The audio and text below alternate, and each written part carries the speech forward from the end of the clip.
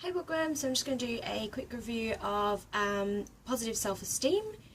I'll put a link in the bottom. I think it's by Victoria, and I've forgotten her last name, and I'm also not sure how to pronounce that, so I apologise in advance. I'm going to save myself a little bit of embarrassment attempting to pronounce that, and I have no, I feel your pain. My Japanese name people always get wrong, and you'd think it's very simple to get right. Anyway, so essentially this book is about building positive self-esteem. The author has qualifications in psychology and practices psychology and runs workshops and things like that, specifically for building self-esteem and that kind of thing. So knowing that background, I actually thought it was a rather good book. I actually found, some of the things I knew, like as someone who has what I would say is reasonable self-esteem, it was actually pretty good. Like I thought, I've got reasonable self-esteem, I probably won't need this book, it's not like I have low self-esteem or anything, but I was reading it, and there were sections that were specifically targeting particular areas, and I was just like, actually that's something that's really helpful to me. The positive self-talk section was quite helpful too, and yeah, so that's pretty exciting. Oh, incoming cat. Are you gonna? Yeah, you're gonna. Thank you, Bella. Thank you, sweetie.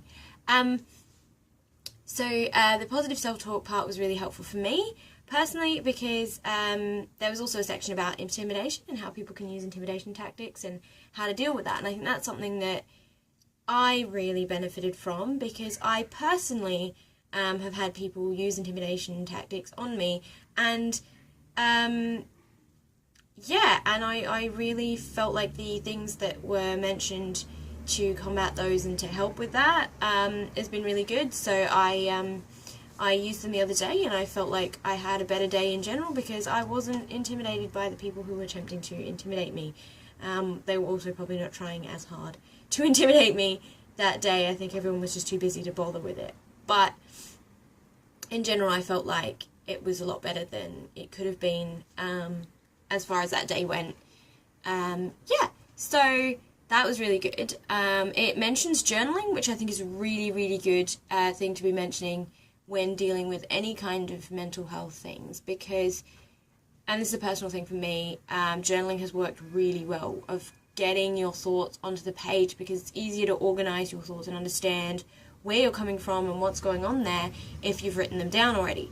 So I was really pretty happy and glad to see that journaling was so strongly mentioned, not just as a technique of dealing with issues, but also as a progression tool and things like that as well. So a lot of people will mention journaling as just an outlet to get rid of whatever energy or negative energy or complaints or having a rant, and that it's good and cathartic, but it also has progressive qualities. Like you can use it to track things. I have a bullet journal and I use it to track all kinds of things and my progress in certain areas, and I think that's really handy, and that's something that not many people actually use or are aware of as a tool, that journaling can be used for that purpose.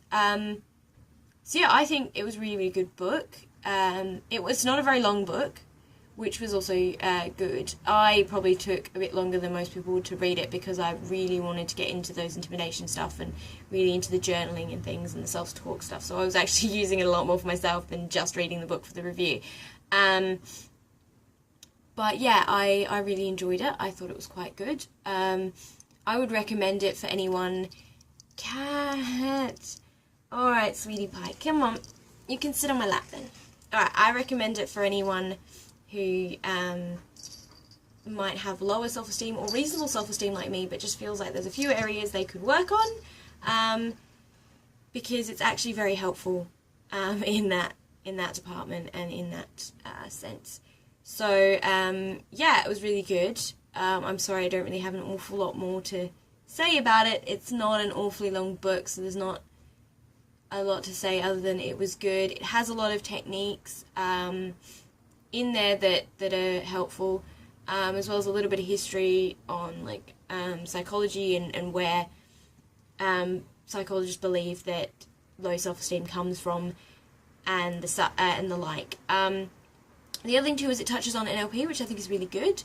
The only really thing that I can say about that is that it touches on NLP and then doesn't really go anywhere with NLP. I think it might be more along the lines of NLP is used in the workshops that the author runs, and thus there's that sort of hint into this is what NLP is. It doesn't really go in depth about NLP, which I think would have been handy. I mean, I know a bit about NLP, but for people who don't, I think that is probably a section that could be expanded on. Otherwise, it's actually quite good. Again, I started reading it thinking, oh, I won't need this book, I'll just read it and review it and it'll be fine, but I actually found that it was quite educational and beneficial to me. So, yeah, I really enjoyed it. I would recommend it again if anyone feels like they want to improve on their self-esteem, whatever level they are.